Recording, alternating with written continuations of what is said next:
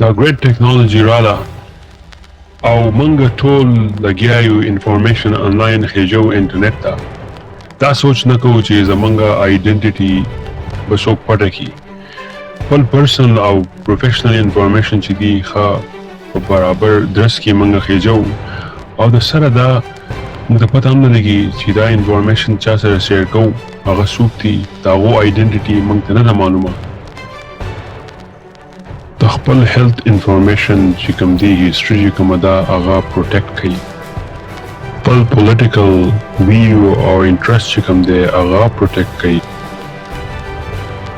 د خپل منځ او دس مذهب ویو چې کومه ده هغه پروټیکټ کوي، اسپیشلی چې په بهر ملکونو کې اوسېږئ. CyberPashto دا شورټ فلم د اویرنس لپاره پروډیوس کوي، پریزنټ کوي.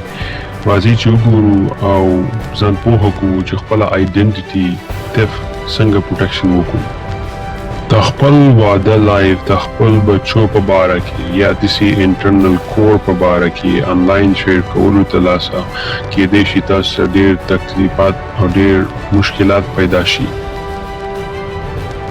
د خپل پیدایش نمبر یا ستاسو نور دیسی فاینانشل انفارمیشن شو او پلس ستاسو جنډر دا انلاین مشیر کوئ. دا سایبر کریمینل ستاسو اگینست یوز کولی شي او دا ټول انفارمیشن چې دی په دې باندې ستاسو آیډنټیټي رغولی شي.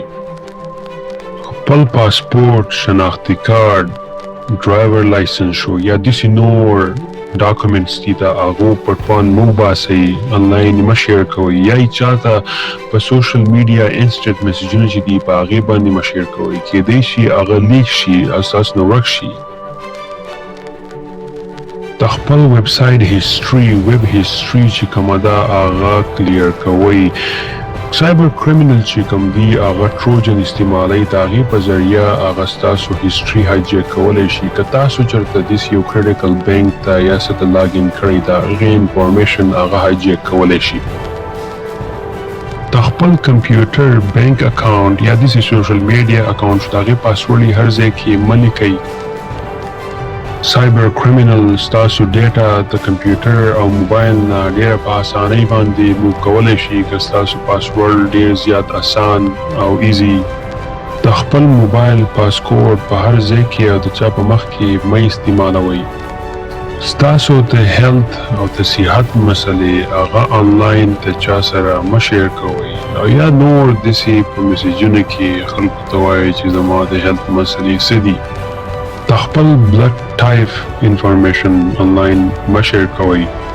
د خپل هیلث انفارمیشن ایکس وی یا د لیب ریزلټ شو یا داسې د کلینیک انفارمیشن یا د هسپتال انفارمیشن یا ستاسو د ډاکټر انفارمیشن د هغه نوټس انلاین مه شیر کوئ.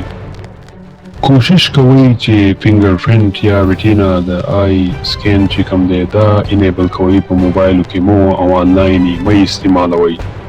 د پروفیشنل لایف کامیابیانې یا د ډیلی کم اکټیویټیز چې تاسو کوئ هغه په سوشل میډیا باندې مه شیر کوئ او یا داسې نور انټرنل انفارمیشن چې هغه ورک ته ریلیټډ دي.